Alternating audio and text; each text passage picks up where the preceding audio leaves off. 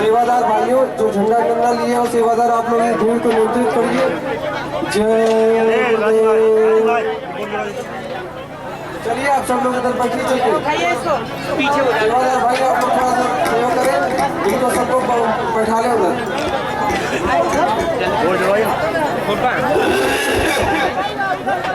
हो गया, इसको भी आइए, इसको भी आइए।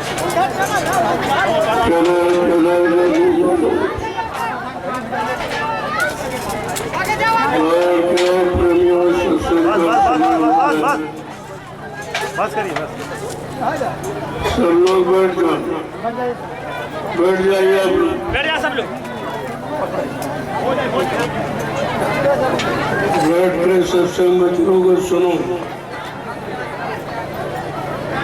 बैठो, जल्दी बैठो, चलो बैठो अपनी जगह पर बैठो।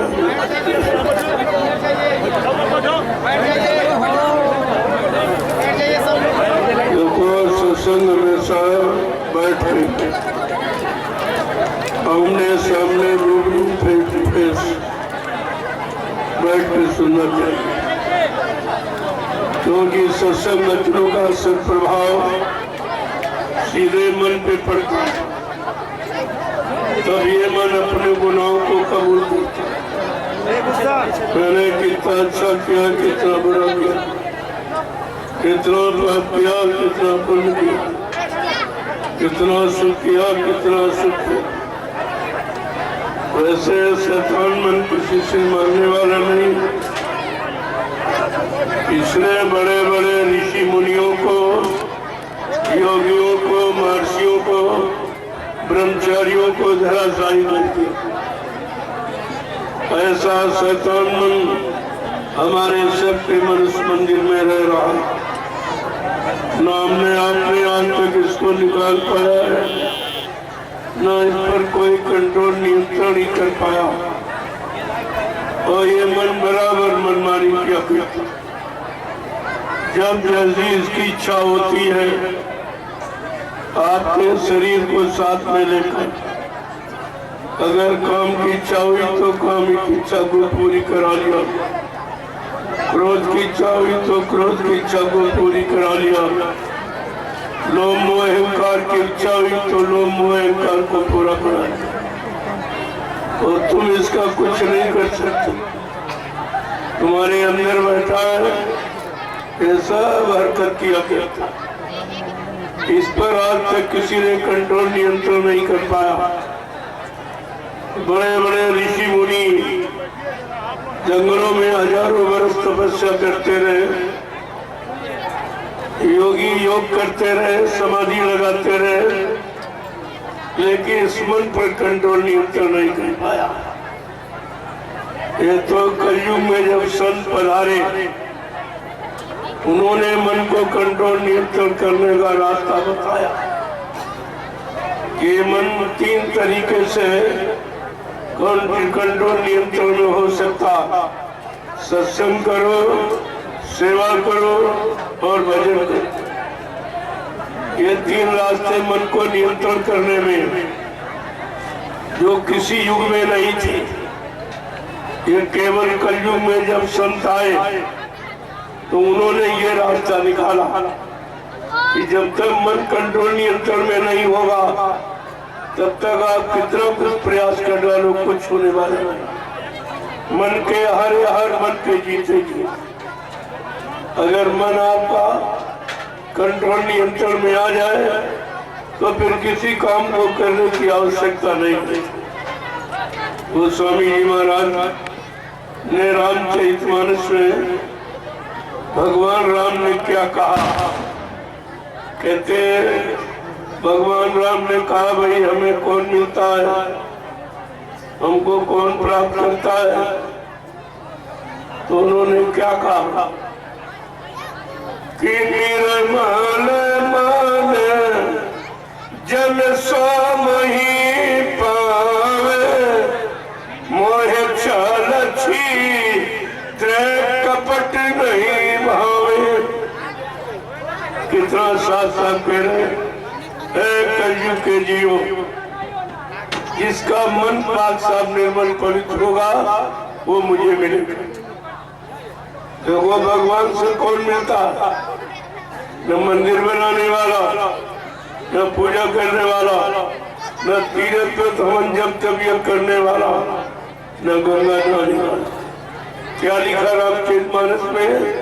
जिसका मन पाक साफ निर्मल पवित्र हो वो मुझे प्राप्त करता। इतना सरल उपाय, लेकिन मन को कंट्रोल नियंत्रण में करना ये बहुत कठिन। ये ऋषि मुनि नहीं कर पाए।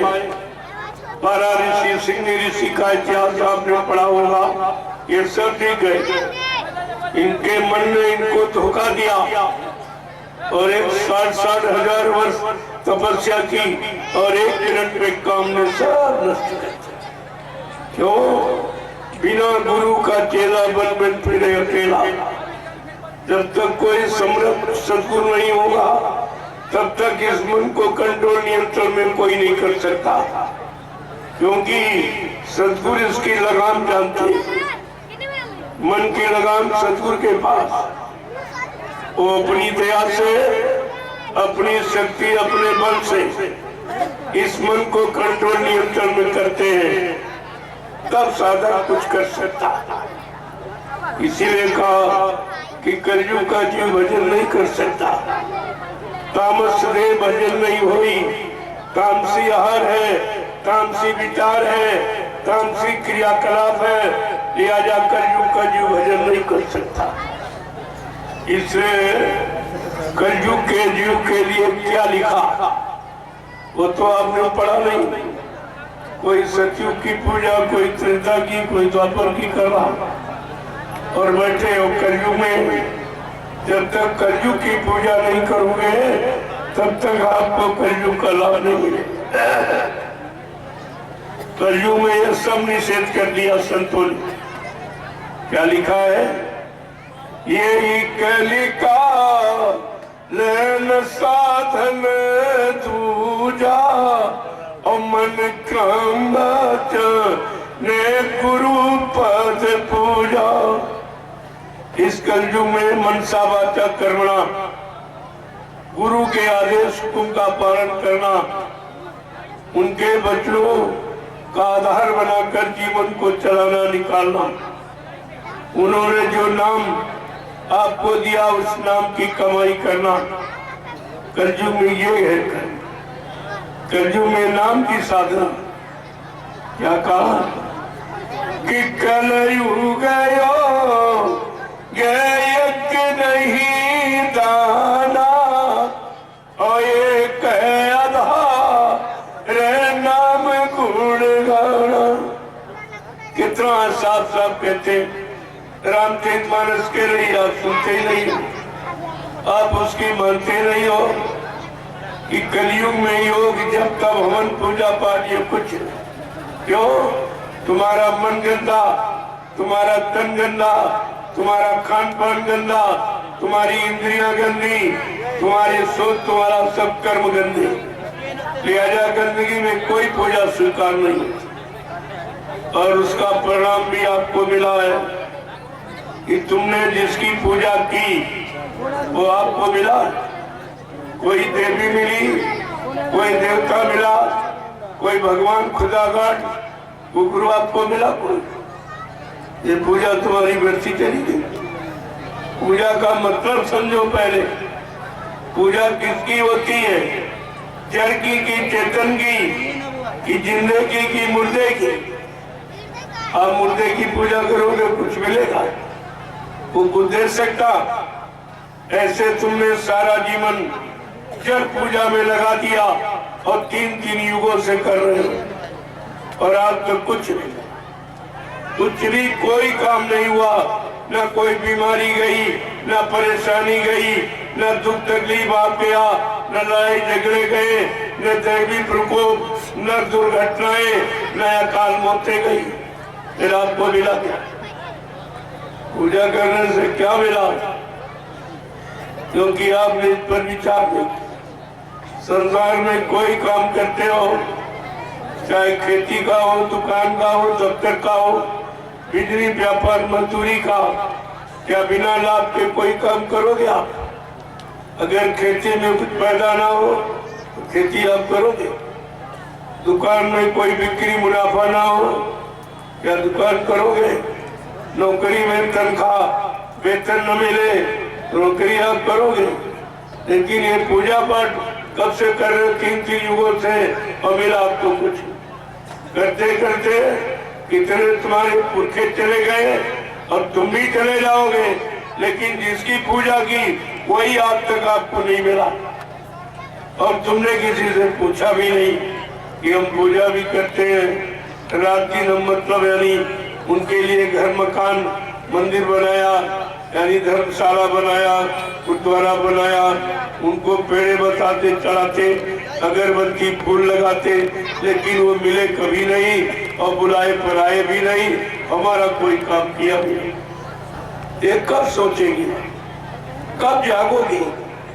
कब तुम्हारी बुद्धि में विवेक ज्ञान आएगा कि हम कोई काम करते तो फायदे के लिए और लाभ के लिए करते, अगर लाभ फायदा ना हो तो दुनिया में कोई काम आप नहीं करते। लेकिन ये पूजा पाठ वाला आज तक आप करते करते उम्र बिता दी, लेकिन कुछ नहीं मिला।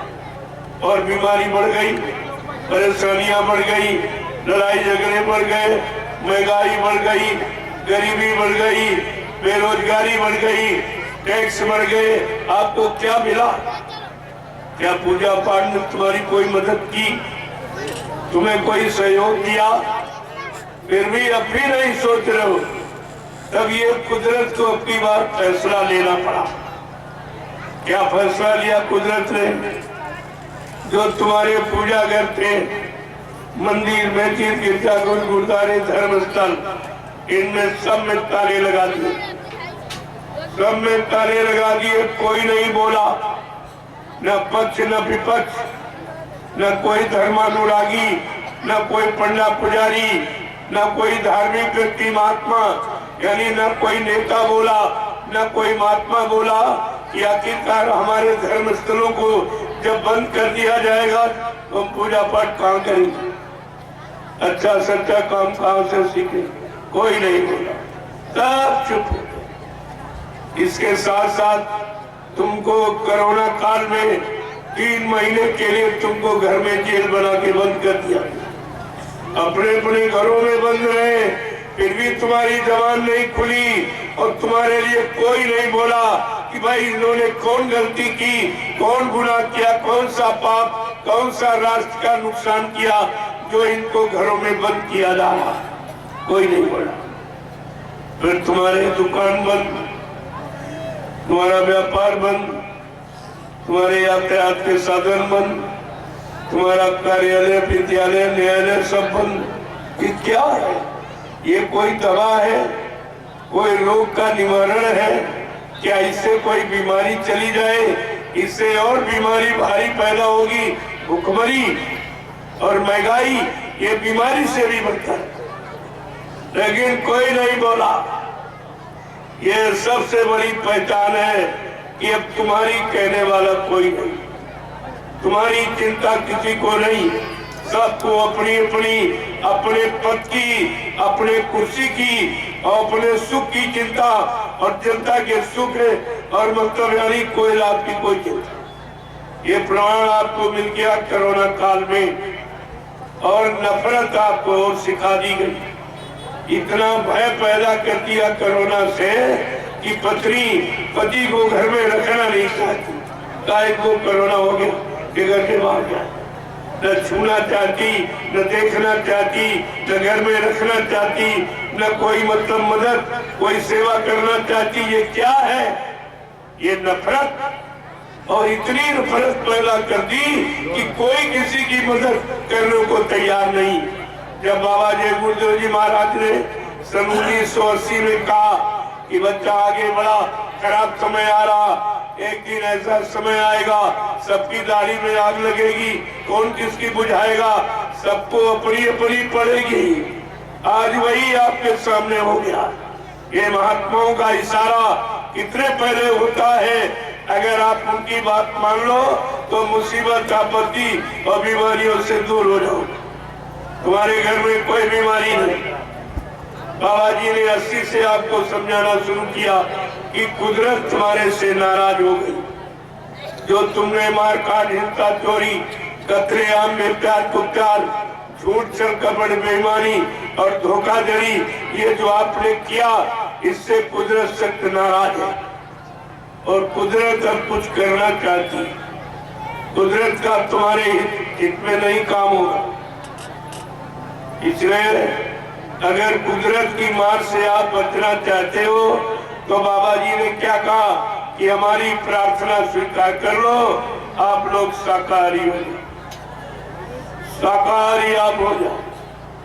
चलो आप महात्मा धर्मात्मा नहीं बन पाए, सच्चे ईमानदार त्यागी तपस्वी नहीं बन पाए, आप चरित्रवान नहीं बन पाए, तो कम से कम शाकाहारी बन जाओ। इसमें कौन सी आफत? शाकाहारी बनने में आपको लाभ है, नुकसान नहीं है। जो धन आप गंदे खान पान में, गंदी संतोबत में खर्च करते हो, वो धन तुम्हारा बच जाए, तुम्हारे बाल बच्चों के पढ़ाई लिखाई के काम आवे और तुम्हारे घर मकान बनाने काम आवे, शादी ब्याह में काम आवे। महात्मा सब तरफ से तुम्हारी मदद करना चाहते, लेकिन तुम महात्माओं की बातें नहीं सुनते, बातें नहीं मानते हो। 80 से बाबा जी बराबर आपको जानता है। पूरे हिंदुस्तान में घूम घूम कर कोई प्रांत, कोई जिला, तहसील, ब्लॉक, शहर, कस्बा, गली, गांव को छोड़ा नहीं जहाँ पर उन्होंने जानकारी न दी।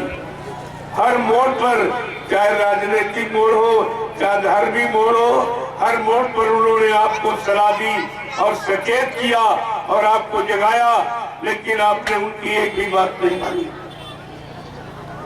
अगर रामचरितमानस को पढ़ लेते उत्तरकांड को,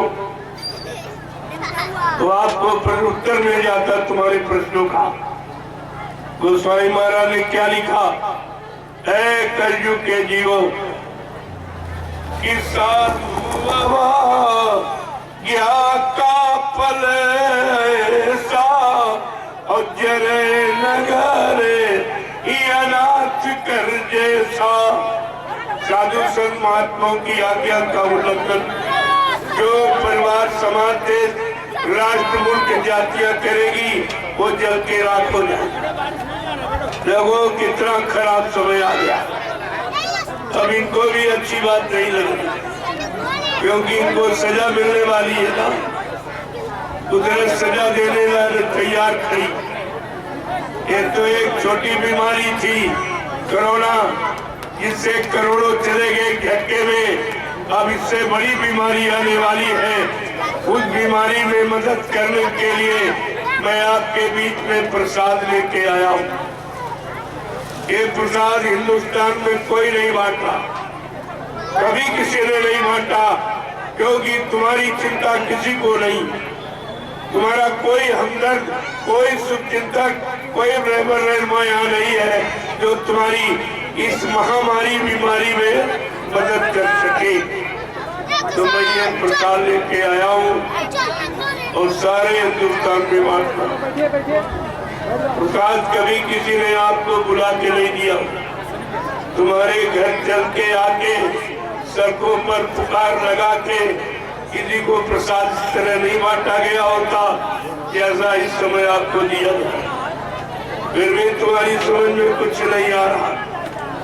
कोई तुम्हारे यहाँ आया इस कोरोना काल में, कोई नेताजी हो जो चंदा नोट आपसे ले गए, महंगाई आपने दी और मतलब टैक्स आपने भरे, लेकिन तुम्हारे इस यानी संकट के समय में, बीमारी में कोई नेता आया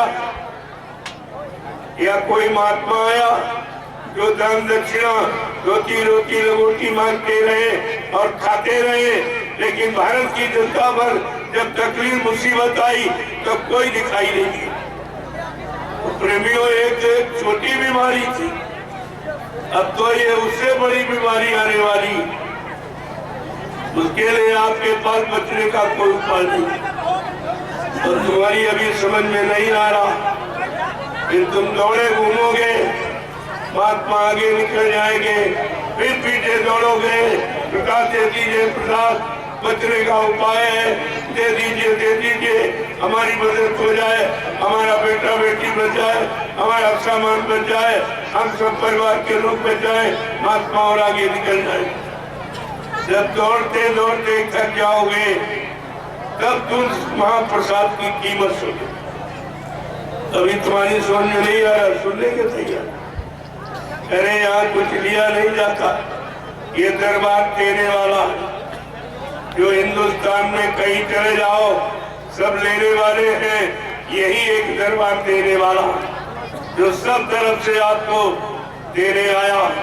अभी आपने रास्ते में देखा कितना प्रसाद दे के आया हूँ। क्या बदले में कुछ मांगा गया? बदले में तुमसे कहा गया? तुम्हें यह सोचना चाहिए तुम्हारे घर और दरवाजे आगे कोई प्रसाद नहीं देगा। इतनी चिंता तुम्हारे प्रति किसी को नहीं, चाहे वो नेता हो चाहे कोई महात्मा हो, ये सब ने चिंता छोड़ दी। इनको अपनी बड़ी चिंता है, भारत की जनता की चिंता केवल महात्माओं को, क्योंकि ये देश संत महात्माओं का है, ऋषि मुनियों का है, योगियों का है, अवतारी शक्तियों का ये देश है। ये उनको चिंता है जिनका देश, जिनकी व्यवस्था है, उनको चिंता। जो चिंता तुम्हारी लेके आया, तुम्हारे अंदर जरा सा भी नहीं सूझ बूझी। मेरे भाई कोई चीज, कोई हमारी चिंता करने आया, आज तक कोई गांव में आया नहीं। चिंता के बारे में किसी ने कुछ कहा नहीं, समाज के बारे में, रक्षा हिफाजत के बारे में किसी ने कुछ कहा नहीं। बीमारी महामारी तुम्हारी कम हो जाए, तुम्हारा नुकसान ना हो, ऐसा तो कोई नहीं आया। और जब आए तो आपने पहचान नहीं पाया। अभी आप आगे आगे घूम रहे, इधर उधर अभी क्या, अभी और परेशान हो जाओ। इतने परेशान हो जाओगे कि दिन में तारे नजर आएंगे। अगर आपने मेरी बात न सुनी और न मानी तो आप तबाह हो जाओगे। कुदरत ऐसी जानलेवा बीमारी लेके आ रही है जिससे अभी प्रार्थना किया गया कि आप रुक जाइए। मैं अभी सबको साकार का संदेश दिए देता हूँ, सबको साकार ही बनाए देता हूँ। तब तुम्हारे पर कोई बीमारी नहीं है। केवल आप शाकाहारी हो जाओ तो कुदरत से तुम्हारे लिए प्रार्थना कर दी जाएगी। अभी अच्छे हो गए, अभी ये ठीक हो गए, अभी ये पाक साफ निर्मल पवित्र हो गए, कृपया अपना कोप अब आप बंद करें। कोई कोप कोई क्रोध आप न करें। प्रेमियों, कुदरत को मनाना ये इंसान के बस की बात नहीं है कि कुदरत को कोई प्रधानमंत्री राष्ट्रपति मना लेगा या कोई महात्मा मना सकता है। वो तो कलयुग में जो संत महापुरुष आए उनको उनका कुदरत से सीधा संबंध, उन्होंने कुदरत से प्रार्थना की और आपका ये समय रोका कि भारत में कितने करोड़ लोगों को बचा लिया। जो लोग नहीं माने, अपनी हरजित करते रहे, मांसाहार में फंसे रहे, दारू मुर्गा मीट करते रहे, वो सब चले गए, सब चले गए। इसलिए आपसे एक बार फिर प्रार्थना कर रहा हूँ, आप अपने बाल बच्चों को बचा लो, अपने आप को बचा लो, अपना परिवार, अपना सामान, ये सब तुम्हारा बच जाए। इसलिए हमारी प्रार्थना आप स्वीकार कर रहे हैं कि आप लोग शाकाहारी हो। तुम जन्म से शाकाहारी थे, ये नई बात मैं नहीं बता रहा हूँ। जब बच्चा पैदा होता है, चाहे हिंदू घर में पैदा हो चाहे मुसलमान घर में, चाहे किसी जाति में पैदा हो, क्या किसी माँ ने पैदा होने के वक्त अपने बेटे को अंडा खिलाया था, मुर्गा खिलाया था, बकरा मछली खिलाई थी या दारू तक खिलाई थी? हर माँ ने अपने बच्चे को अपना दूध पिलाया। ये दूध शुद्ध शाकाहार और दूध से संबंधित अगर आहार आप करते रहते, सीजनल अनाज, सीजनल दालें, सीजनल सब्जियां, फल फूल मेवे, दूध मक्खन मलाई घी, ये शुद्ध शाकाहार, ये सात्विक आहार, ये मानवीय खुराक, ये इंसानी भोजन है।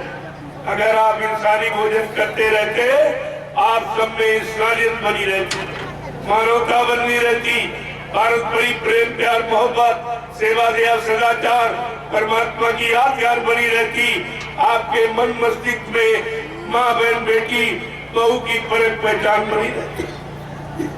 कितना भारी नुकसान आपने बुलंद किया। और अभी क्या जो आगे होने जा रहा, उसी दुख मुसीबत भारी बीमारियों से बचाने के लिए मैं 88 ऋषियों की तपोभूमि नैमिषारण सीतापुर उत्तर प्रदेश से ये जय गुरुदेव आध्यात्मिक जन जागरण शाकाहारी काफिला लेके निकला और पूरे उत्तर प्रदेश से होता बनारस में कार्यक्रम किया, प्रसाद बांटा गया। शोभा यात्रा निकालकर वहां से बराबर मैं रांची पहुंचा, झारखंड। वहां एक सप्ताह का आध्यात्मिक सत्संग और रोज प्रसाद वितरण हुआ। यानी कितने लाख आदमी वहां पहुंचा, सबको प्रसाद वितरण किया गया कि आप लोग शाकाहारी बन जाओ, ये प्रसाद ले लो, ये प्रसाद पूरा लाभ करेगा। शाकाहारी बनोगे तो लाभ करेगा। जैसे डॉक्टर वैद हकीम कहता जब परहेज करोगे तो मेरी दवा पैदा करेगी, परहेज नहीं करोगे डॉक्टर वैद कोई गारंटी नहीं लेता। इसलिए आपको ये परहेज करना है, जो तुम्हारा जन्म सिद्ध अधिकार। जब तुम माँ के पेट से पैदा हुए तो शाकाहारी सदाचारी ब्रह्मचारी बनकर ही आप पैदा हुए। ये 3 गुण लेके आप पैदा हुए थे और 3 में से तुमने पहला गुण खत्म कर दिया कि आप शाकाहारी नहीं रह पाए, तो सदाचारी और ब्रह्मचारी बनने का प्रश्न ही आपको नहीं। तो फिर ये कैसे अपने आप की संभाल कर पाओ, कैसे सुरक्षा कर पाओगे? जो तुम ये सोच रहे हो मेरे पास मकान है, बंगला है, फ्लैट है, मेरे पास घर में खाने के लिए रोटी है, सहयोग के लिए मतलब यानी धंधा व्यापार खेती दुकान और दफ्तर नौकरी है, और मतलब सहयोग के लिए पद पत्नी बाल बच्चे भाई बल बिरादर, ये आपको नहीं मालूम, ये तो कुदरत के झटके में खत्म हो जाए। ये मसाला कुदरत के लिए एक झटके का। बाबा जी ने कितने पहले आपसे कहा कि बच्चा आगे समय बहुत खराब आ रहा, 12-12 कोस तक कोई एक चिराग जलता नजर आएगा, इतनी जनहानि हो जाएगी, इतने मकान खाली पड़े रहेंगे, कोई रहने वाला दिखाई नहीं देगा। आज आप एक इंच जमीन पे झगड़ा करते हो, तुम्हें अपना भविष्य मालूम नहीं है कि आगे क्या होने जा रहा, कुदरत क्या करिश्मा करने जा रही, ये तो किसी के दिल दिमाग में नहीं। ये केवल संत महापुरुष जो त्रिकालदर्शी होते, भूत भविष्य वर्तमान के जानकार, उनको ऐसा मालूम है, वो ऐसे देख रहे हैं, एक ही जगह से बैठकर सब तीनों काल को देख लेते, तभी हमें आपको आगे सचेत करते हैं, बचाने की बात बताते हैं, बचाने की दवा देते हैं। लेकिन आप जब उनकी बात मानो तब तो नहीं मानोगे, तो आपका समय खराब। लेकिन हिंदुस्तान में कोई ये नहीं कर सकता कि हमको किसी ने बताया, हम ये कहने नहीं देंगे मुसलमानों की तरह कि हाय हुसैन हम न हुए, हम आपको ये कहने नहीं देंगे। मैं आपके गांव में आया और आकर के आपको ये सब लाभ की चीजें दे रहा, और बदले में आपसे कुछ नहीं लेना, आपसे कुछ नहीं देना। ये दरबार देने का है, दरबार में दिया जाता है, दुकानों पर सौदा बगैर पैसे का मिलता नहीं। जो जगह जगह लोगों ने दुकानें लगा रखी धर्म के नाम पर, वहाँ बगैर पैसे के आप कुछ नहीं मिले। ये सेवा दो, ये चंदा दो, ये मतलब यानी दो, सामान दो, सम्मान दो, लेकिन कोई ये नहीं कहेगा ये लो ये लो ये लो, ये कहने वाला कोई नहीं है। आज ये दरबार आपके सामने क्यों लगाया? पूरे हिंदुस्तान में जगह जगह दरबार क्यों लगाया जा रहा कि दुकानों में लोग फंस गए और पैसा यानी मतलब सारा लूट गया, सब तुमको लूट लिया, ले लिया, और आपको दिया कुछ नहीं। मुसीबत और आ गई, बीमारियां और आ गई, परेशानियां और आ गई, दुख तकलीफें और आ गए, लड़ाई झगड़े और आगे दैवी प्रकोप, दुर्घटनाएं, अकाल मौतें और होने लगी। ये तो सब बढ़ गया। इधर पूजा पाठ करते रहे, ये बढ़ता रहा। उधर चंदा नोट देते रहे, महंगाई बढ़ गई, गरीबी बढ़ गई, बेरोजगारी बढ़ गई, टैक्स बढ़ गए, जीएसटी बढ़ गई। आपको क्या मिला? और अभी आपके दिमाग में कुछ नहीं आ रहा। न राजनीति से कुछ मिला, न धर्मनीति से कुछ मिला। ये दोनों व्यर्थ हो गए। यानी नेता राजनीति का भाषण करते रहे, महात्मा धर्मनीति का प्रवचन करते रहे और मिला मिलाया कुछ नहीं आया, कुछ नहीं मिला। ये 70 साल की आजादी ये सब प्रमाण दे रही है कि 70 साल से आपने कितने चुनाव किए। चुनाव पर चुनाव पर चुनाव, सारा देश चुन गया, कुछ नहीं बचा। और तुमने जिनको चुना उन्होंने तुम्हारे काम का, तुम्हारे लाभ का, तुम्हारे फायदे का कोई योजना नहीं बनाई, कोई नाम चुना इन्होंने। कोई काम बनाया आपका? कोई काम हुआ आपका? ये 70 साल की आजादी ये बर्बादी में निकल गई और अभी तुमको होश नहीं आ रहा। तुम्हारी पढ़ाई लिखाई, तुम्हारी बुद्धिमानी, तुम्हारा डीएम, एसपी, एसएसपी ये बनने का मतलब क्या हुआ? न तुम अपने लिए कुछ कर पाए, न समाज देश के लिए कुछ दे पाया। तो तुम्हारी डिग्री किस काम की? न अपने को सुख मिला, न देश समाज को सुख शांति आप दे पाए। कम से कम खुद तो विचार करो। यही जब आप इसी तरह सो गए थे तो इसी भारत हिंदुस्तान पर मुसलमानों ने 350 वर्ष राज किया। जब फिर आप सो गए तो मुट्ठी भर अंग्रेज आए, उन्होंने 250 वर्ष आप पर राज किया। और फिर आप सो गए हो तो 70 साल से ये लूट गए। क्या तुम ऐसे अपने को लुटवाते रहोगे? ऐसे सोते रहोगे? कभी नहीं जागोगे? अपनी बुद्धि से कभी नहीं सोचोगे, कभी नहीं विचारोगे, तो फिर तुमको मिलेगा क्या? क्या मिलेगा आपको? ये परमात्मा ने मनुष्य मंदिर आपको क्यों दिया? परमात्मा खुदा के पास बहुत से शरीर हैं। तमाम पशुओं के, पक्षियों के, कीड़े मकोड़ों के, जंगली जानवरों को किसी ने आपको जन्म देने था, लेकिन ये मनुष्य शरीर क्यों दिया? कहा ये मनुष्य मंदिर है, ये सच्चा मंदिर है जो भगवान ने अपने हाथ से बनाया। चिति जग पावक गगन समीरा, पंच तत्व रचित शरीरा, जल पृथ्वी अग्नि वायु आकाश 5 मसालों को मिलाकर विचित्र कारीगरी से भगवान ने ये मनुष्य मंदिर बना के तैयार किया और अपनी चेतन मूर्ति जीवात्मा को इसी के अंदर बैठा दिया। ये सच्चा मंदिर है जो भगवान का बनाया, वो ईंट पत्थर वाला इंसान का बनाया। उसमें कोई यानी चेतन मूर्ति है? सब जड़, मंदिर भी जड़ और मूर्ति भी जड़। ये बताओ जड़ तुम्हारा काम करेगी कि चेतन करेगी? जिंदा करेगा कि मुर्दा करेगा? इतनी भी जानकारी आप नहीं ले पाए हो तो फिर तुम्हारी बुद्धि और पढ़ाई लिखाई किस काम की? ये सब आपको सोचना चाहिए।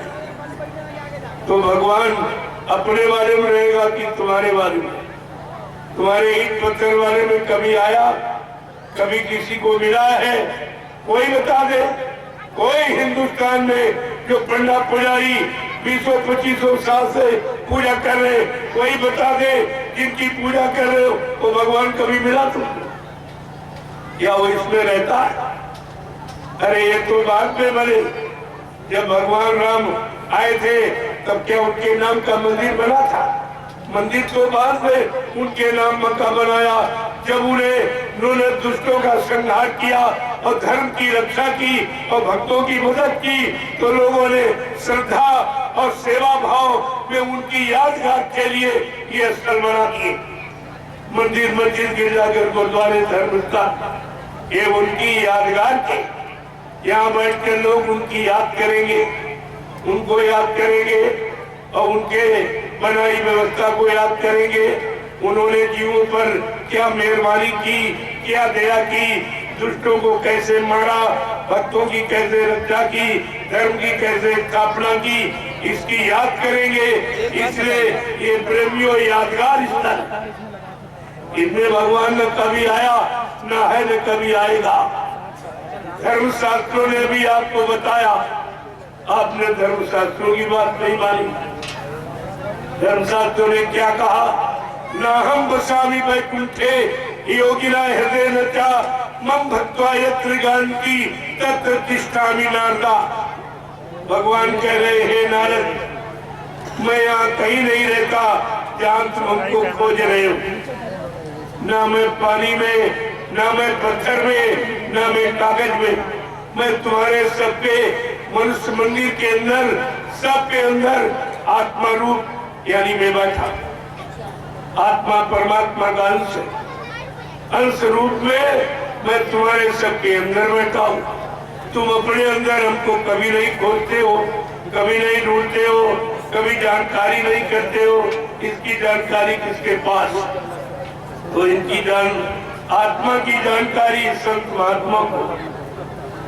जो संत महात्मा आए वो आत्मा की जानकारी लेके आए और आत्मा को जगाने आए और आत्मा को परमात्मा से मिलाने आए। ये उन्होंने का वादा, और बाबा जी ने ये सब वादा किया।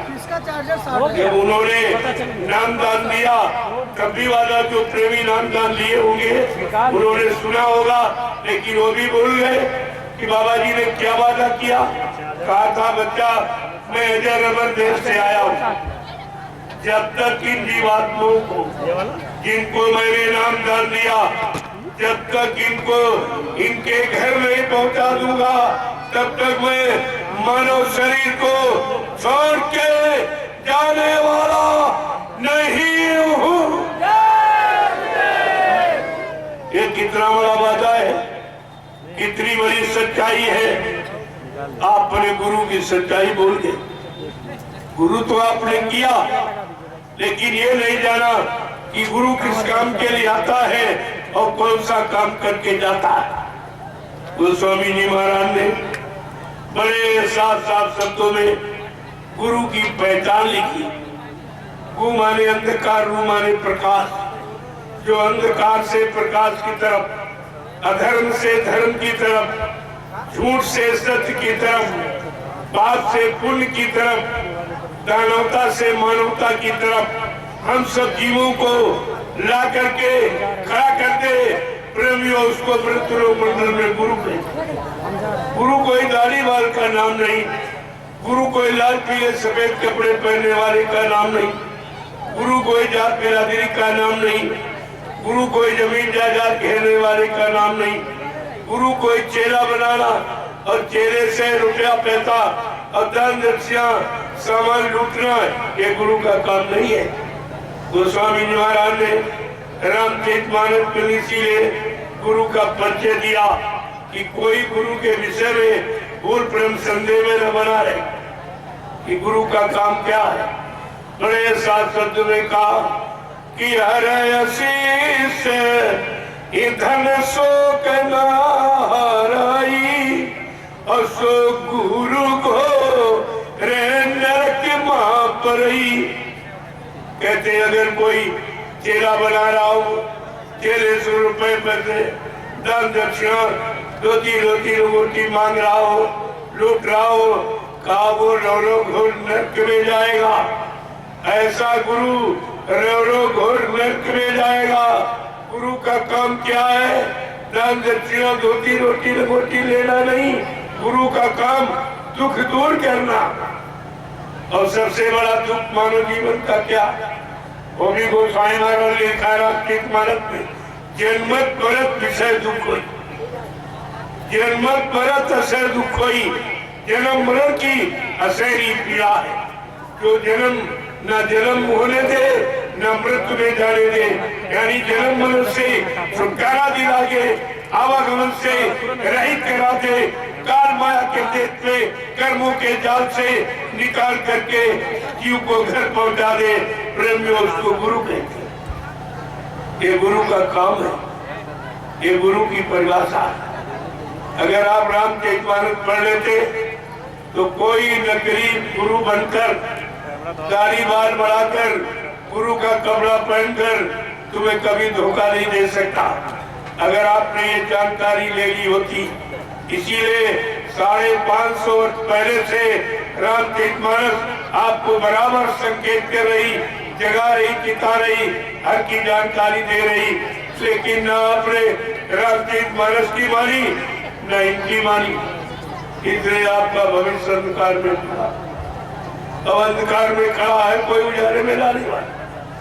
तुमको महामारी बीमारियों से बचाने वाला है कोई? अब तो डॉक्टर वैद हकीम सब फेल, न दवा काम कर रही। ये कोरोना काल में आपको दिखा दिया गया कि प्रकृति जब नाराज हो जाएगी तो फिर कोई बचा नहीं सकता, किसी की ताकत नहीं। और तुम्हारा चाइना रोज सुनते होगे और मांसाहारी मुल्क है जहाँ 5000 यानी मतलब जाने रोज जा रही, रोज खत्म हो रही, लेकिन अभी विचार नहीं किया और मांसाहारी मुल्क है, तो मांस के सिवा कोई भोजन नहीं। तो देख लीजिए कुदरत ने क्या किया। ये बाबा जी ने बहुत पहले कहा था कि आगे ऐसी स्थिति परिस्थिति बनी जा रही है, बड़ी बड़ी बीमारियां होंगी, एक की दवा 100 में न मिलेगी, लाशें सड़े पड़ेंगी, उठाने वाले मिले न यार, जमाना बदलेगा। ऐसा नहीं, संत महापुरुष जो कहते हैं वो तुम्हारे सामने होके गुजरता, उनके बारे में पहले लिख के बता दिया गया, संत वचन पलटत नहीं, पलट जात ब्रह्मांड। चाहे ब्रह्म अपनी ब्रह्मांड की रचना में तब्दीली बदलाव क्यों न कर दे, लेकिन संत जो कहेंगे वो करके दिखाएंगे। संतों की जबान दस्तावेज होती, जिसको आप यूनिवर्सल ट्रुथ यानी अकाट्य सत्य कहते हो, कोई नहीं कहता। ये सब आपको सोचना चाहिए, ये सब पढ़ना चाहिए, जानकारी करना चाहिए। इसीलिए गोस्वामी महाराज ने 550 पहले रामचरितमानस के लिखकर और हर हिंदू के घर में रखवा दी। इसकी जानकारी लेते रहना। मैंने तुम्हारे बचने का पूरा उपाय और पूरा समाधान और पूरी औषधि जड़ी सब लिख कर रख दी, लेकिन ये जानकारी किसी संत महापुरुष के पास होगी। जब कलयुग में संत आएंगे, उनसे संपर्क करना, उनसे मिल लेना, वो तुम्हारे हित के लिए आएंगे। क्यों? परमार्थ के कारण साधु धरा शरीर, जो परमार्थ समाज देश ही धर्मित समाज ही चाहते हैं, तो उनकी बात को समझ लेना। साधु से होए न कारजहानि, साधु संत महात्माओं से तुम्हारे काम की कभी हानि नहीं हो। वो हानि करने नहीं आते, वो आपको लाभ देने आते, और एक तरह से नहीं, चाहे भौतिक हो, चाहे आध्यात्मिक हो, चाहे नूरानी हो, चाहे जिस्मानी हो, चाहे अंतर्मुखी हो, चाहे बाहरमुखी हो, चाहे लौकिक हो, चाहे पारलौकिक, ये दोनों तरफ का लाभ लेके आते और दोनों तरफ का लाभ आपको देते, और बदले में आपसे कुछ नहीं लेते, कुछ नहीं लेते। ये उनका काम लेने का नहीं है, क्योंकि वो भिखारी नहीं होते। भिखारी लेता है, भिखारी मांगता है, और तुम्हारे यहाँ सब भिखारी। नेताओं को देखो, चंदा मांग रहे, नोट मांग रहे, वोट मांग रहे, महंगाई मांग रहे, टैक्स मांग रहे, ये तो भिखारी सब है। इन भिखारियों से आप चाहते हो कुछ मिलेगा? अरे भिखारियों के पास होता तो तुमसे क्यों मांगते? तुम इतनी नहीं पहचान कर पाए कि भिखारी कौन होता और दाता कौन होता। देने वाला दाता और लेने वाला भिखारी होता।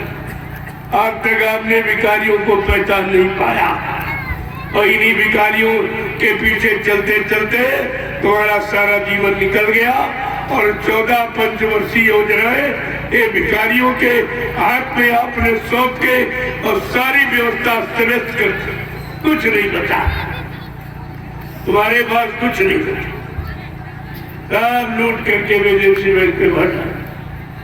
लेकिन कोई कहने वाला नहीं है। संत महात्माओं के सिवा ये सच्चाई कोई नहीं कहेगा, क्योंकि सबका जमा कहे कोई नहीं। चोर चोर मुंह से थे भाई, वो एक दूसरे की और सब निंदा करेंगे।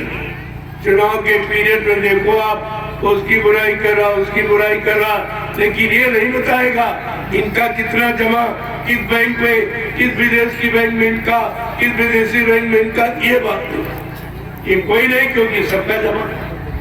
ये तो केवल महात्मा बता रहे हैं कि तुम्हारा इतना पैसा जमा। अगर नेपाल की बैंक का, जो हिंदुस्तान के लोगों ने नेपाल की बैंक में जनता का पैसा जो लूट करके जमा कर दिया, अगर वो पैसा निकाल लिया जाए तो हिंदुस्तान की गरीबी खत्म हो जाएगी। प्रेमियों, गरीबी खत्म हो जाएगी। अभी जापान, स्विट्जरलैंड और अमेरिका और रूस, जर्मन और इटली की बात मैं अभी नहीं कह रहा हूँ। ये कितना कितना जमा। एक छोटा सा देश नेपाल, आपका पड़ोसी, उसमें भारत के लोगों का इतना, लेकिन कोई कहने वाला नहीं। अभी बीच में आवाज लगाई थी कि विदेशी धन आएगा आएगा, तो जब वो उस समय कह रहा था उसका जमा नहीं था, जब उसका जमा हो गया दूसरा भी मुंह बंद दे। अब कोई चर्चा नहीं कर रहा, अब तो कोई नाम ही नहीं ले रहा कि विदेशी बैंकों में भारत का कितना धन, क्योंकि भारत सोने की चिड़िया।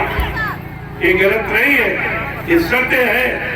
लेकिन जब देश के जैसे घर के लोग अगर घर का धन लूट करके बाहर दे देंगे तो घर में गरीबी निश्चित आ जाएगी, वो परिवार गरीब हो जाएगा।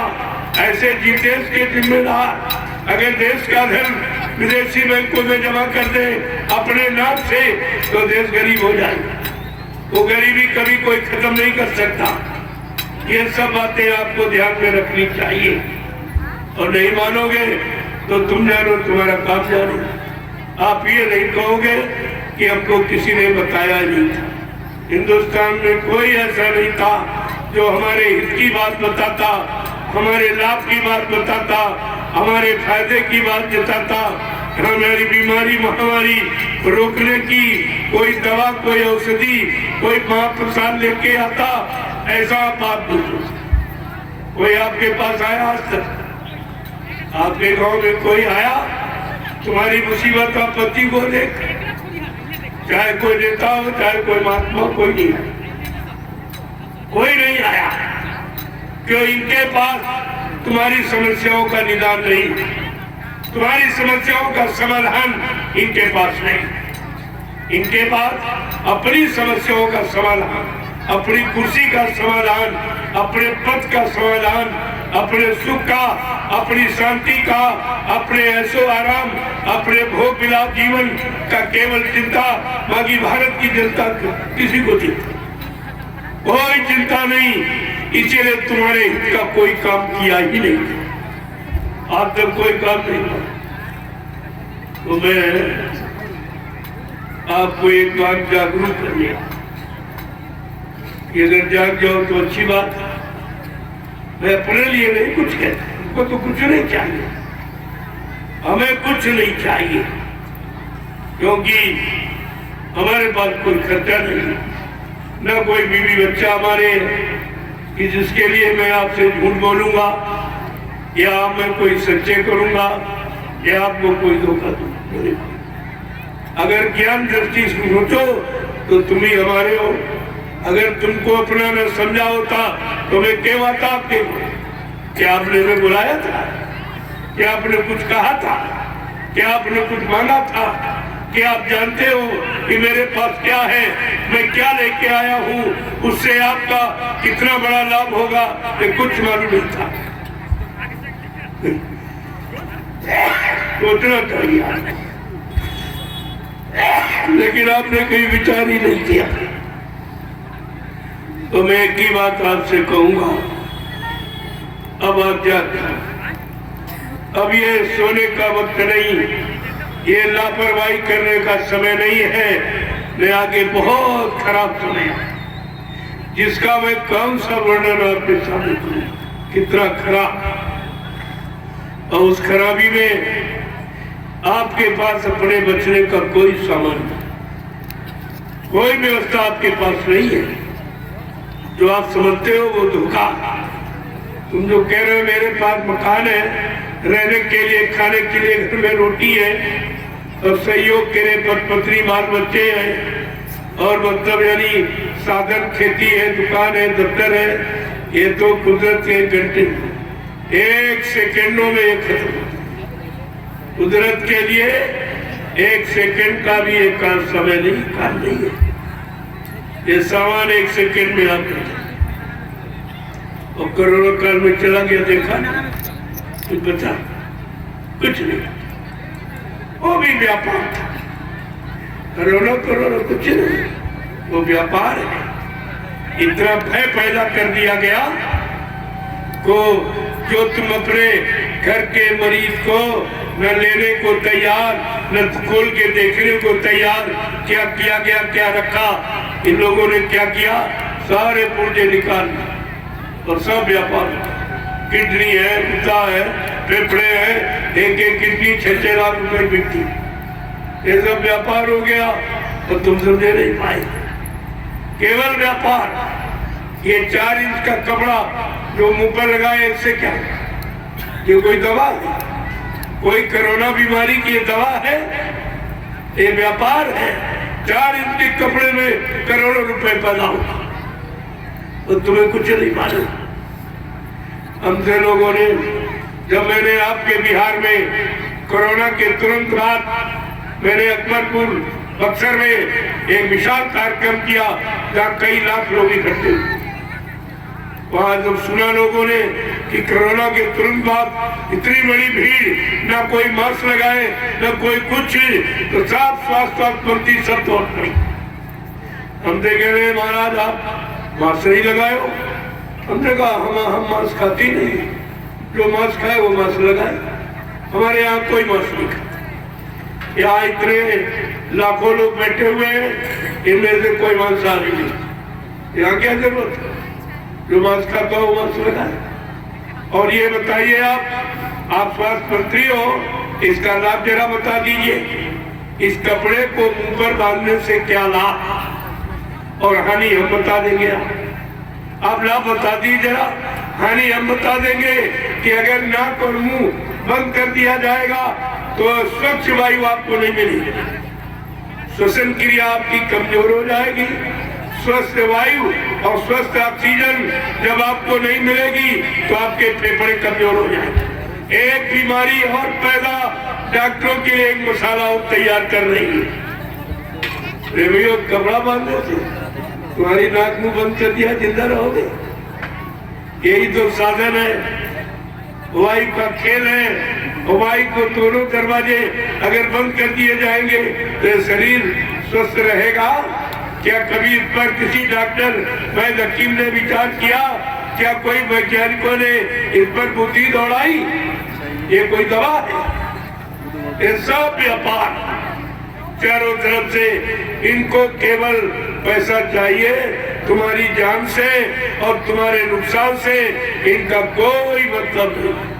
वो आपने सब देख लिया। आगे फिर कोई नई युक्ति आ जाएगी, क्योंकि फिर कोरोना वहीं से शुरुआत हो गई है। वो मांसाहारी मुल्क चीन से, पहले भी वहीं से और फिर वहीं से। ये धीरे धीरे फिर तुम्हारे यहाँ, फिर तुम तैयार हो जाओ अपने घरों में जेल में बंद होने की, क्योंकि तुमने कुछ कहा नहीं है।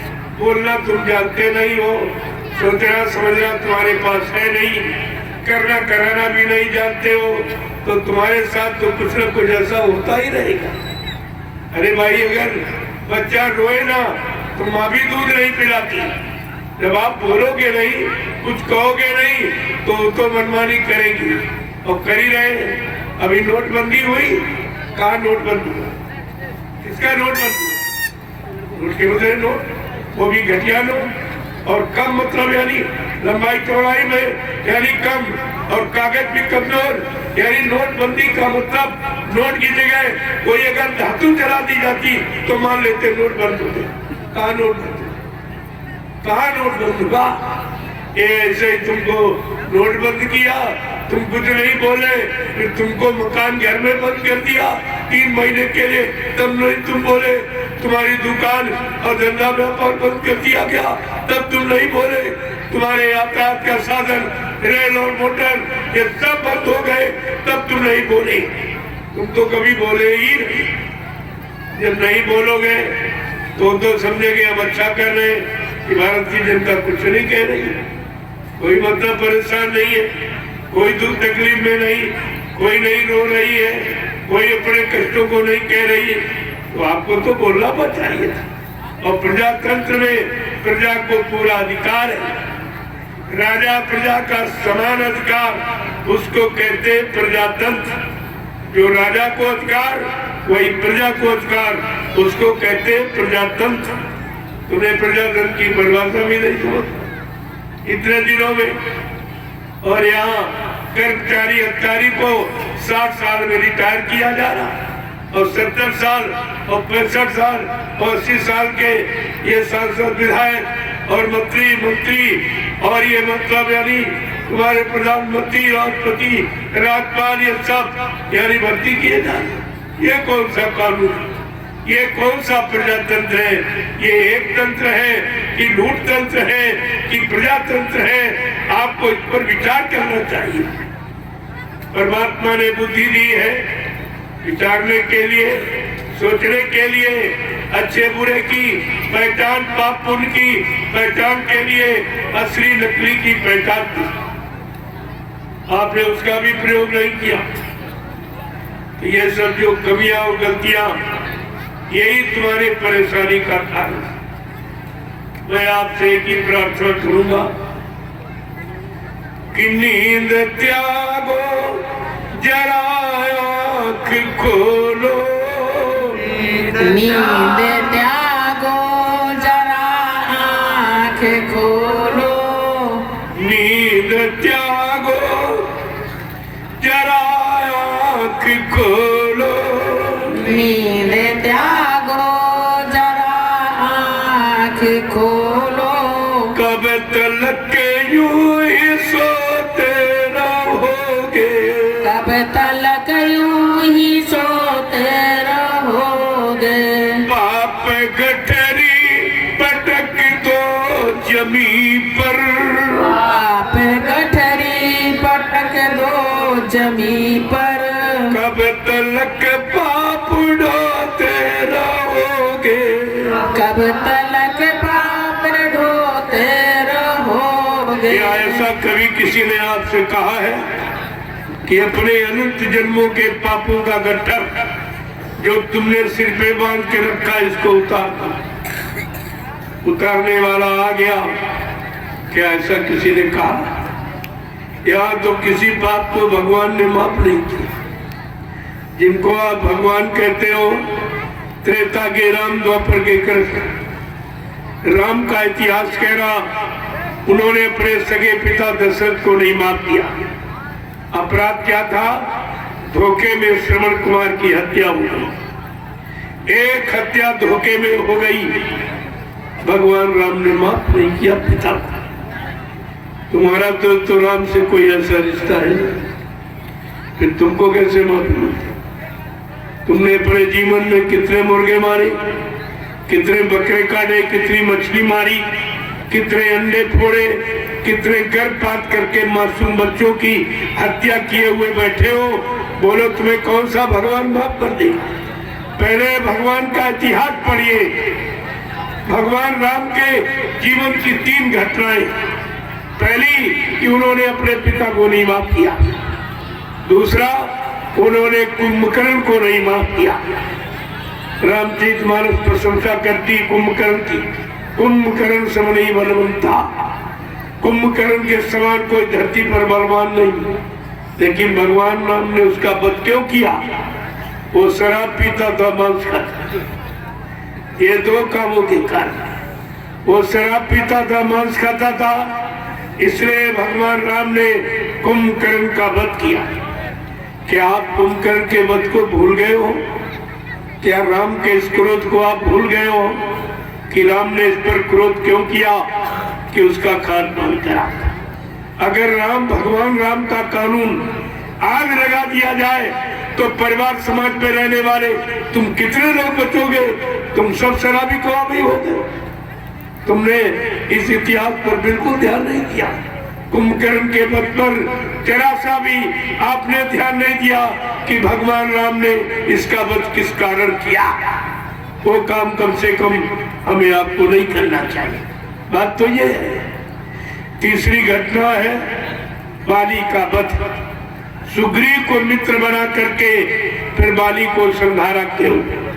एक भाई को मित्र बनाया, एक का वध कर दिया। कहा ऐसे नहीं, उन्होंने कानून बनाया, बगैर कानून धारा के सजा नहीं सुनाई जाती। तो भगवान राम ने कौन से कानून बनाए कि आपने भगवान राम के कानून पढ़े? रामचरितमानस में सब लिखा, सब कुछ। रामचरितमानस कानून का, सिद्धांतों का, नीतियों का ग्रंथ है। आपको ये सब जानकारी लेनी चाहिए थी कि भगवान राम ने कौन सा कानून बनाया कि अनुज बधू भगनी सुत नारी और सुन सटये कन्या समचारी।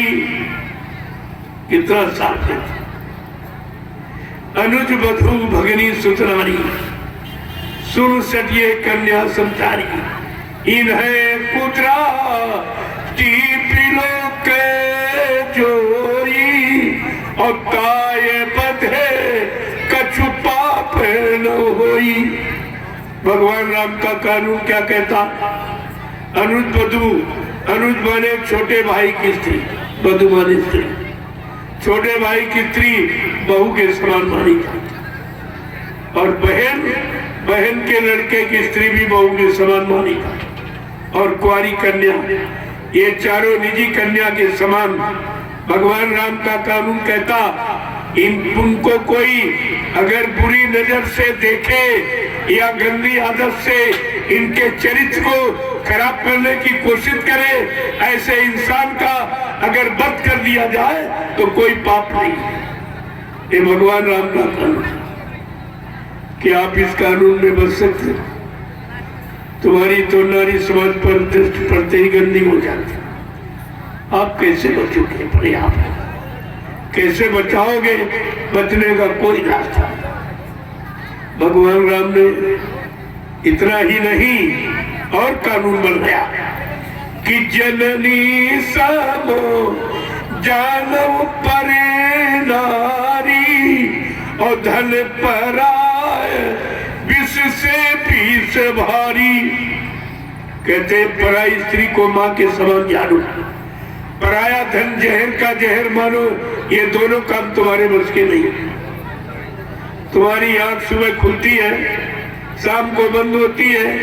दिन भर ये सोचते किसको ठगना है, किसको लूटना है, किससे झूठ बोलना है, किसको धोखा देना है, किसकी बेईमानी करनी, किसकी चोरी करनी, किसकी डकैती, किसका कत्ल करना, किसका अपहरण करना।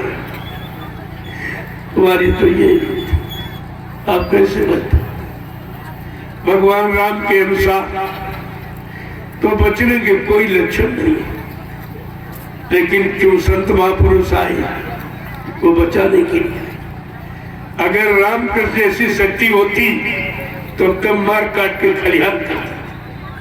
लेकिन ये संत दयाल देव से आए, ये आप पर दया करने आए, आपको माफी देने आए, आपकी जीवात्मा जगाने आए, परमात्मा से मिलाने आए, आप पाप कर्मों में आपको क्षमा करने आए। ये उनका काम। अगर इनकी बात हम नहीं मान पाए तो फिर किसकी बात? फिर तो तुम्हारा कोई रक्षक है ही नहीं, कोई रक्षक, कोई तुम्हारा रक्षक नहीं। इसलिए समझा के कहा कि ऐसी स्वार्थ में दुनिया बगैर स्वार्थ के कोई कदम नहीं देगा, बगैर स्वार्थ के आपको कोई काम नहीं करेगा। महापुरुषों ने इशारा करके आपको संकेत किया है कि इस युग की बदलती दुनिया में इस युग की बदलती दुनिया में तुम्हारा क्या होगा?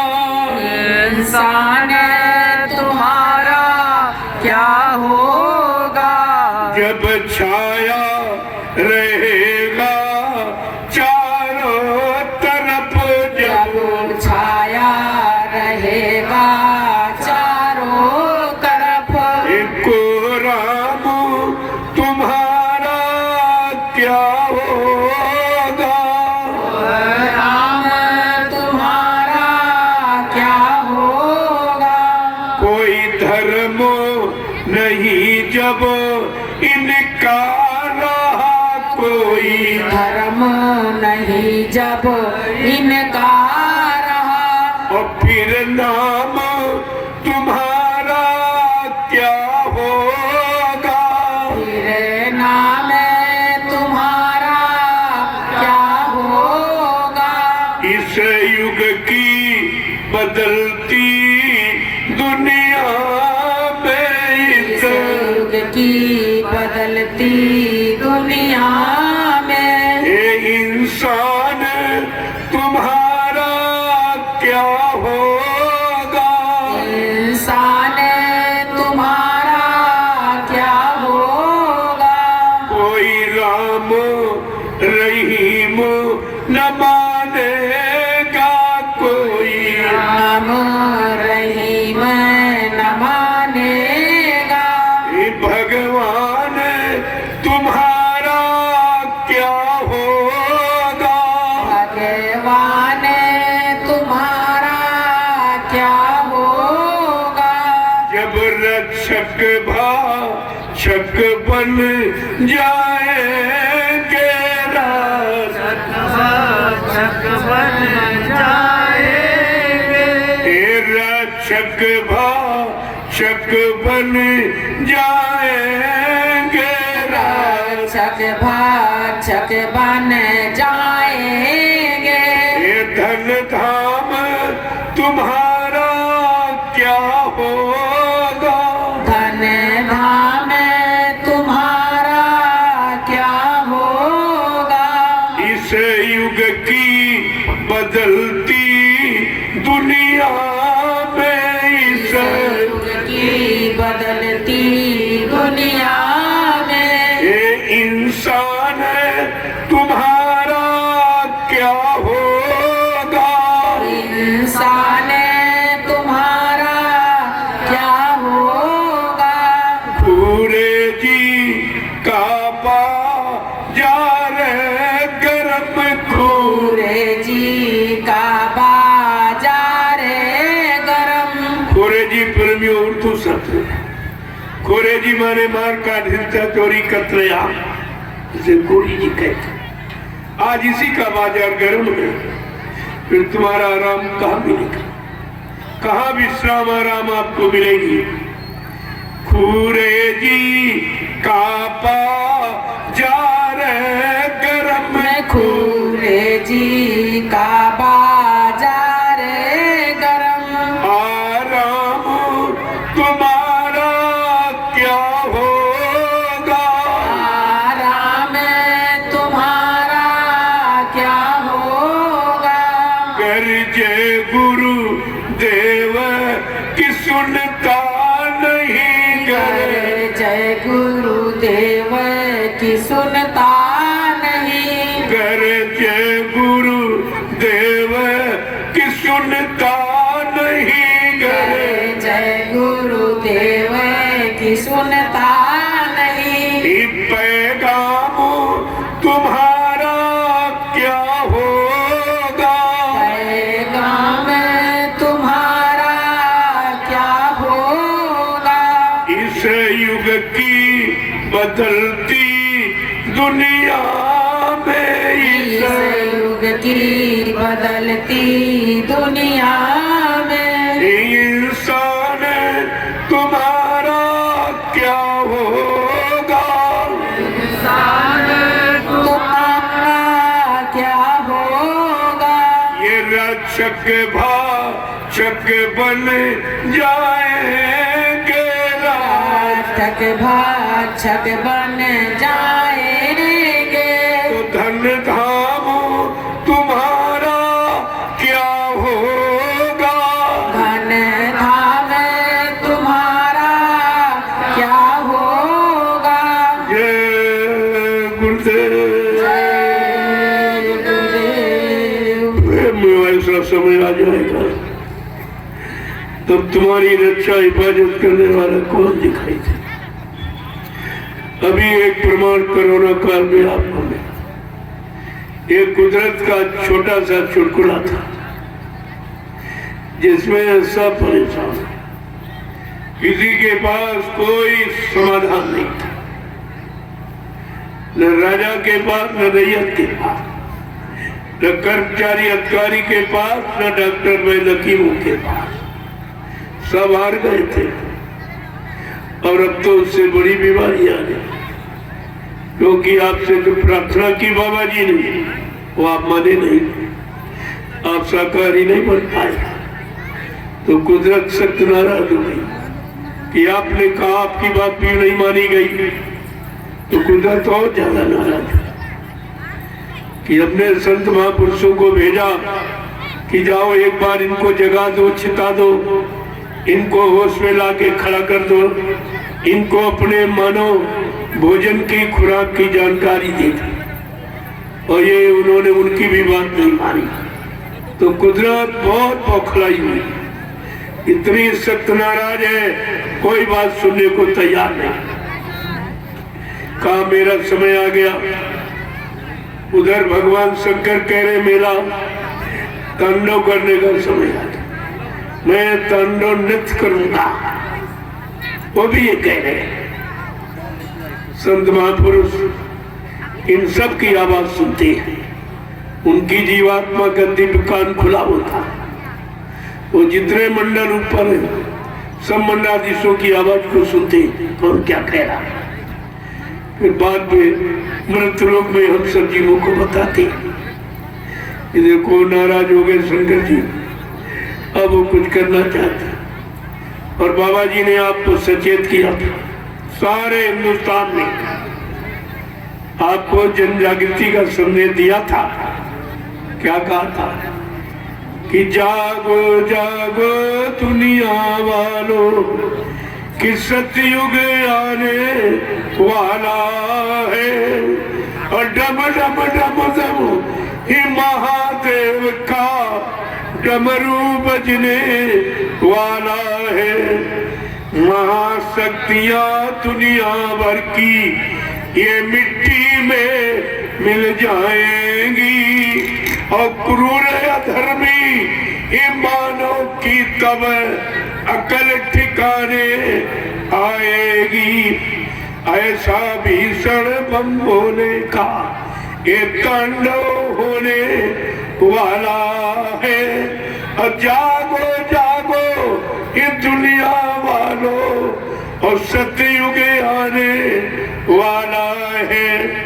मानव की क्या पेश चलेगी, ये अंबर तक पट जाएगा और इस धरती का ये सारा आंगन और लाशों से पट जाएगा। क्रूर अधर्मी मानव की तब अकल ठिकाने आएगी और ऐसा भीषण ये बम होने का और तांडव होने वाला है। जागो जागो दुनिया वालों और सतयुग आने वाला है। जय गुरुदेव। जय गुरुदेव। ये सब जानकारी आपको दी थी। बाबा जी ने कोई जानकारी आपके लाभ की कोई युक्ति छोड़ी नहीं, क्योंकि महात्मा आपके हित के लिए आए, वो आपके नुकसान के लिए नहीं आए। लेकिन आपने उनकी भी बात नहीं मानी। न मानने का परिणाम विनाश, अच्छी सच्ची बात न मानने का परिणाम विनाश होता है। ये विनाश का समय आ गया। जब जैसी हो तबता तब तैसी मति होए काल व्यक्ति लेख को मेट सके भी। विनाश कार्य विपरीत बुद्धि, जब जिनका विनाश होने को होता है उनकी बुद्धि विपरीत दिशा में काम करती। कितनी अच्छी सच्ची बात उनके लाभ फायदे की बताओ, लेकिन उनके समझ में नहीं आती। क्यों? उनका पाप का घड़ा भर गया और वो फूटने वाला है, इसलिए अच्छी बात उनके समझ में नहीं आती। आ जाए तो बच जाएंगे, लेकिन आएगी कैसे? आपने वो काम किया है कि महात्माओं के समझाने पर भी नहीं माने और बराबर कितने जीवों की हिंसा हो रही। ये धरती माँ की गोदी में पलने वाले जीव, ये जितने जीव जंतु, ये सब धरती माँ की गोदी में पलने वाले। जैसे माँ की गोदी में एक मासूम बच्चा पलता है, अगर माँ की गोदी से मासूम बच्चे को छीनकर मार दो, काट दो, फेंक दो, तो माँ के दिल पर क्या गुजरेगी? कभी सोचा आपने? ये है धरती माँ और इसकी गोदी में ये पलने वाले जीव है, जो पशु है, पक्षी है, कीड़े मकोड़े, जंगली जानवर, आप भी इंसान, ये सब धरती माँ की गोदी में पलने वाली। अगर इनको कोई सताएगा, मारेगा, काटेगा, तो ये धरती माँ खुश होगी कि नाराज? अरे विचार करो, अगर धरती माँ नाराज हो गई और कहीं उसने करवट ले ली तो ये सब रसातल में चला जाएगा, कुछ नहीं बचेगा। इसलिए आप समय की बात को समझ बैठ जाइए। आप ज्यादा समय नहीं लूंगा, मैं खुद दिन भर थका हूँ। आपने देखा दिन भर थका तुरंत आके बोलने लगा, मेरे को आराम नहीं देख ली कि चलो संदेश में छूट जाए, आपको मिल जाए, अच्छा रहेगा, लेकिन तुम्हारी समझ में भी कुछ नहीं आ रहा। जब आगे वो आ जाएगा तो समझ में सब आ जाएगा, सबकी अकल ठिकाने हो जाएगी। तुम समझाने से मानने वाले नहीं हो, तुम कुदरत की मार से मानने वाले। जय गुरुदेव, जय गुरुदेव, जय गुरुदेव। नाम किसका? जय गुरुदेव। नाम किसका? प्रभु का प्यारा नाम। आप लोग खड़े हो जाओ, खड़े हो जाओ आप लोग। जय गुरुदेव, जय गुरुदेव, जय गुरुदेव, जय गुरुदेव। नाम किसका?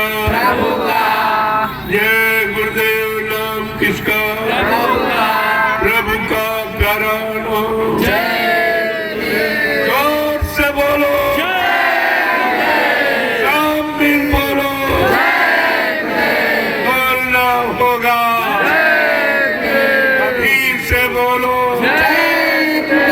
दुख दर्द हरेंगे, सब कष्ट मिटेंगे, सुख शांति भी देंगे, सबके दाता, सबके मालिक। प्रेम से बोले, ये नाम नहीं इंसान का, ये काम नहीं इंसान का, प्रेमियों तुम्हारे बचाव का, तुम्हारी सुरक्षा हिफाजत का काम इंसान के बस का नहीं था।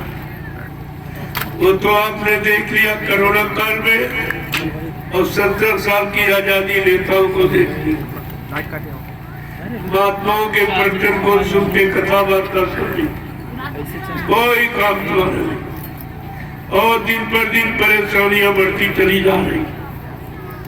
ये परेशानी प्रेमियों भजन से जाएगी, पूजा से नहीं जाएगी।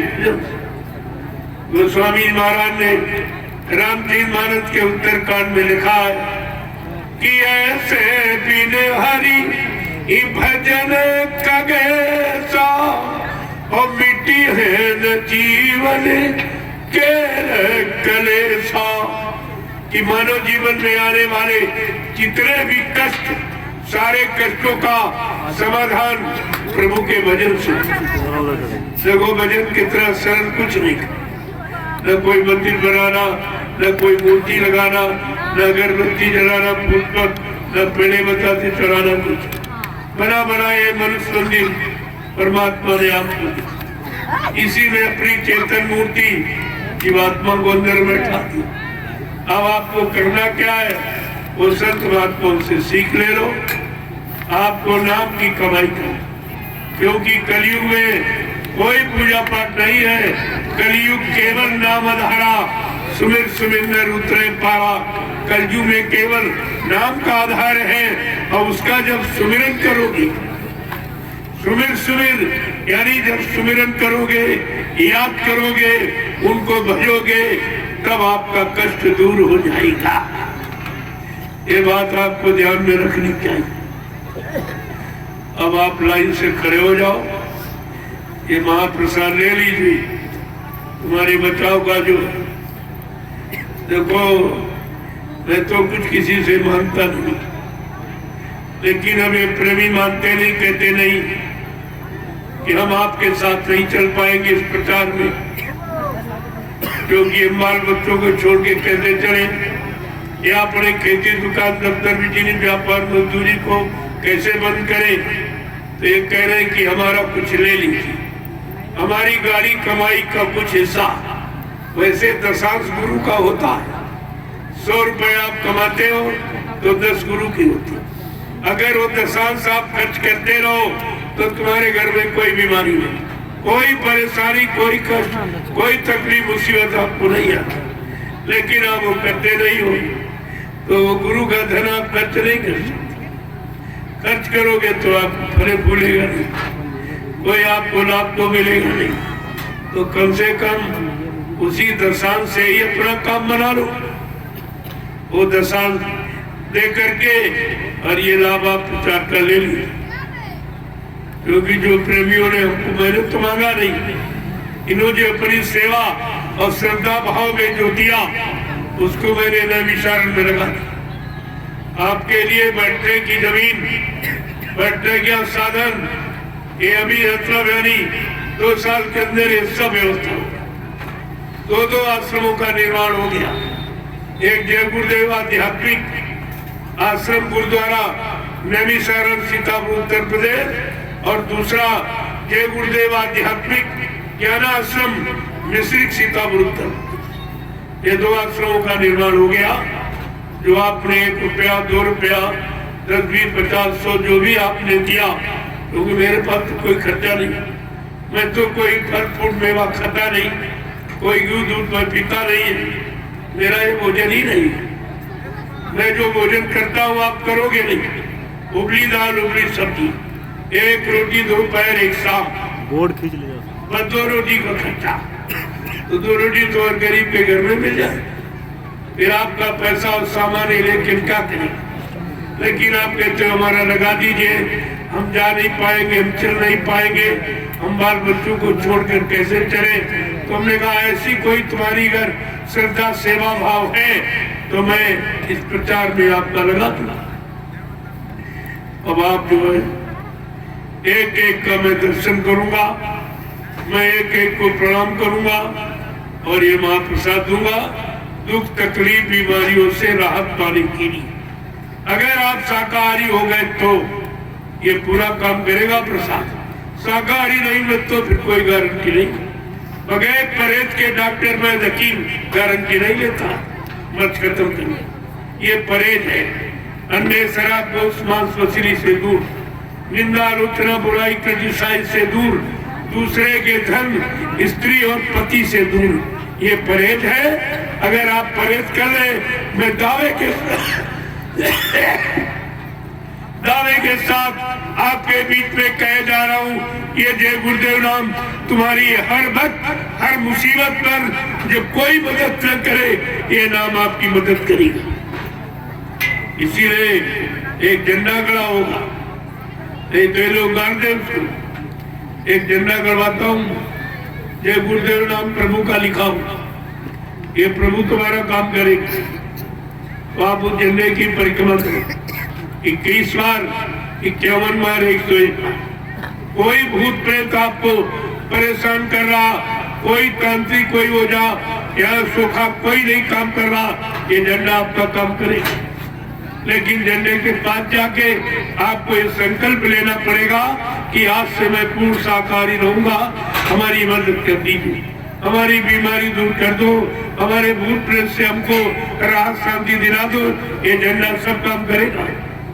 क्या कोई ये काम करा सकता है? झंडे सारे पार्टियों के पास झंडे, सारे धर्मस्थलों में झंडे, मंदिर मस्जिद के साथ तौरों में झंडे, लेकिन कोई भी झंडा गाड़ कर ये काम आपका नहीं करवा सकता।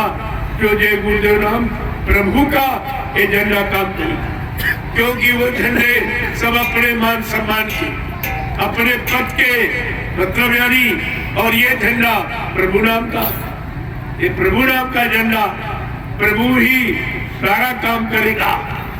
अब प्रभु कृपा करो ये भांति सब तज भजन करब दिन राती, ये तुम जीवात्मा से वादा करके माँ के पेट से आए थे भजन का वादा करके, या पूजा में फंस गए और मेरा कुछ नहीं, कोई काम नहीं हुआ, पूजा ने तुम्हारी कोई संभाल नहीं की, कोई रक्षा सुरक्षा इबादत आपकी नहीं की, क्योंकि वो जड़ पूजा, जड़ कभी काम नहीं करता, चेतन काम करता है। जैसे मुर्दा कभी काम नहीं कर सकता, जिंदा करेगा। लेकिन आप जब इन बातों को भूल जाओगे तो मुसीबत में चले जाओगे। और झंडे की परिक्रमा करो, तब तक आप परिक्रमा कर लो, जब ये कम हो जाए फिर आ जाना। जय गुरुदेव, जय गुरुदेव, जय गुरुदेव। जय गुरुदेव। सतयुग कौन लाएंगे, कलयुग को कौन भगाएंगे, विश्व में सुख शांति कौन लाएंगे, जन जन में प्रेम कौन लाएंगे। जय गुरुदेव। अब आप लोग प्रसाद लें, आप एक लाइन में महिला, एक में पुरुष, ये हमारी मर्यादा। आप मर्यादा में आए, मैं एक एक का दर्शन करूंगा, एक एक को प्रणाम करूंगा, और ये महाप्रसाद, ये सब आपको लाभ, ये तीनों लाभ हिंदुस्तान में कहीं कोई नहीं, ये पैसा देकर भी नहीं कोई, और आपको मुफ्त में मिल रहा साथ को आप जय